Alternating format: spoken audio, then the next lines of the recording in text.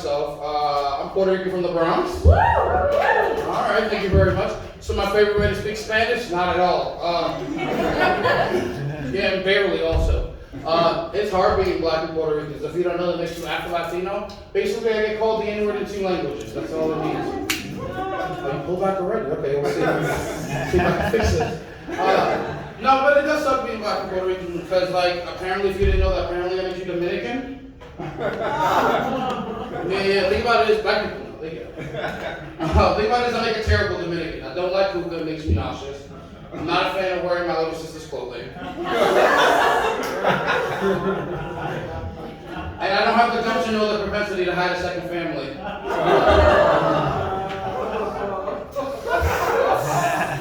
Mostly because I have a favorite in the show. Like the second my first son can't throw a baseball, I'm out of there. See what I did there, guys? That was a baseball.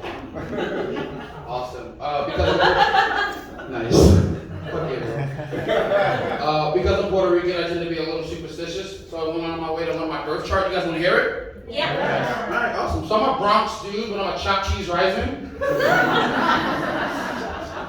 Yeah, but my moon is beef and broccoli, not the food, the Timberland. Yeah, because I'm dead ass. Wait, sorry, no, she said grounded. I also learned something called angel numbers. You guys familiar with this, angel numbers? Yes. That's 2 people, so I'll tell everybody else. So angel number is a number you see in succession. They all have a meaning, like 111, 222. The more famous one is 1111. My favorite one, the one that gets me through the day, 877 cash now. That's my money and I want it now.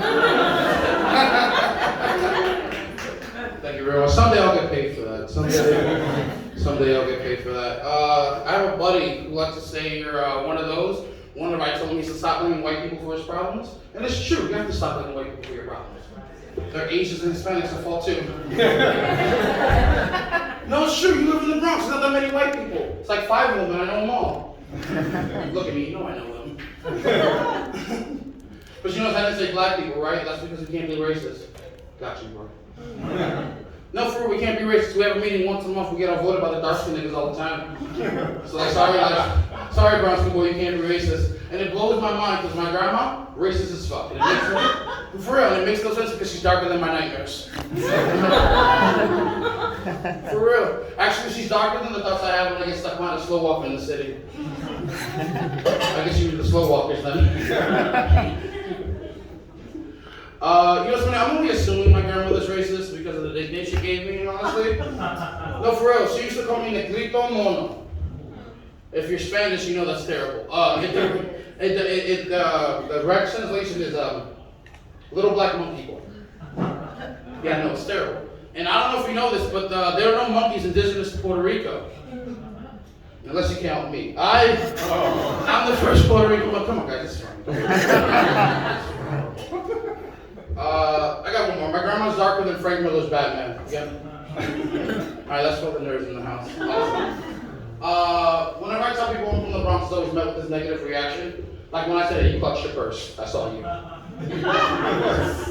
Just go with it. Just go with it. It's part of the show. I know you didn't do anything. Thank you. Appreciate you. Oh. No, but for real, it's always met with this negative reaction, you know what I mean? Even if she isn't playing along. And I don't know why, because to me, the Bronx is basically Wakanda. I didn't like the way you laughed. Come on, bro. No, for real, the Bronx is Wakanda. I should explain myself, right? All right, so in both the Bronx and Wakanda, we throw up X's. Right? And we both added to the world of culture, science, and music. You can Google that. I'm not going to explain myself. And more importantly, this one really drives it home. We both had bald-headed women that could fight. So talk shit if you want to. Thank you very much. Let's see. I'm gonna address the elephant. I'm gonna address the elephant in the room. I know what I look like. I look like Suge Knight if you manage the Hot Topic. You know what I mean? You know, I look like Mike Tyson if he had too many white friends. You know what I mean? Thank you very much. You know, Sonny, I used saying that joke with Spencer's, but most people feel old when I say that, so I stopped saying it. Yeah, it sucks. Thank you very much. I'll tell you about my week. I had a very interesting week. I stopped a hate crime, guys. Yeah. That's not enough people. That's fine. I just feel like, everyone else had more questions, so I'll answer them, okay? So I was on my way to the train station, right? When I got down to the platform, this Asian couple was assaulted by this homeless man. So I intervened. And I didn't do it for any praise, even though I didn't get any from like half the room. You know what I mean? And I didn't do it for any reward. I did it to show the Asian people that not everybody hates them. Just the homeless. Listen, if you're struggling to laugh at that, I don't know why. They're not here. They're outside. They couldn't afford to get in. Listen, if you didn't laugh, I will keep going. So thank you. So I wrote that joke like a year ago, right? And I went to go see Louis C.K. in the Madison Square Garden, and he told a similar joke with a similar punchline. So he was filming his special, and if you're watching it, all you're gonna hear in the background is, "That's my joke!" I said they were outside first. I don't know if I'm gonna make it. I might make the cut. Who knows? Let's keep it Asian. I think I want to identify as Japanese. Why? Because I'm black. Guys, it's funny, it's because I'm black. No, I want to identify as Japanese because I recently learned in Japanese culture, holding a grudge, so viable emotion that they validate.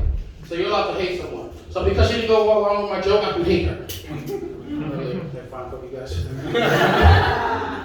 No, but for real, like that being said, fuck my third grade teacher. No, for real, she grew up, listen, this is, how many people here from New York? Can I get a year?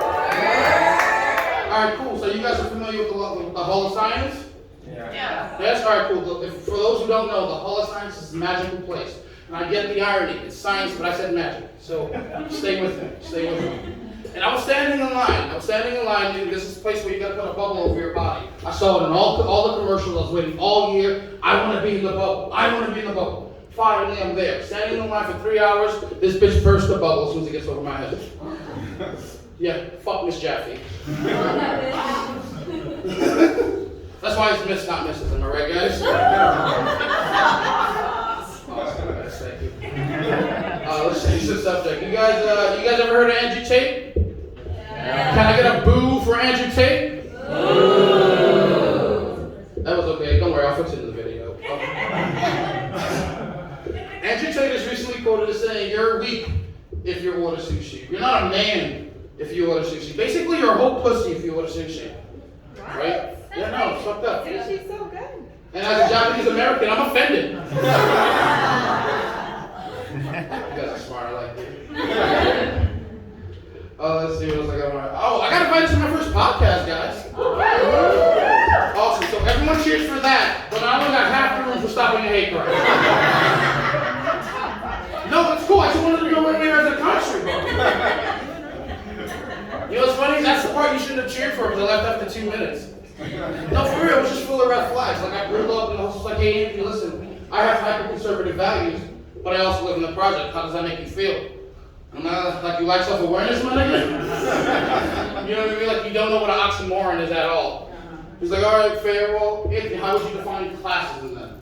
And I thought about it for a second. I was like, "Well, I'm not arguing with the motherfucker in the project, so I left." You guys are smart. You just funny, I don't even know why they invited me. No, for real, I don't even know why they invited me, because we only talk on the phone, so I'm guessing it's because of how white my voice sounds.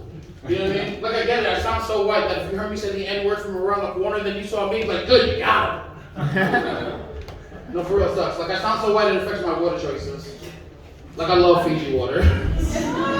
No, I do, but I'm from the Bronx, right? So I have to drink a Cynthia just so I don't get jumped when I go to the train station. Fiji means money. You know what I mean? My high credit card, I like that. No, but it sucks. Like I sound so white, you might have thought I was a black Republican. For those who laugh, you're smart. I like it. No, it sucks. Like my body says black.com, but my voice says Candace Owens podcast guest. You know what I'm saying? No, it's funny. Like, you know what it is? Going through life sounding like Tom Hanks, but looking like Suge Knight? Who manages a fucking hot topic? Actually, I look more like Jordan Peele cosplaying as Suge Knight. So I'm not even really Suge Knight, I'm more like Sweet and Low. Hold on, she wasn't paying attention? Because I'm fake Suge, boo. I gotta use the bathroom.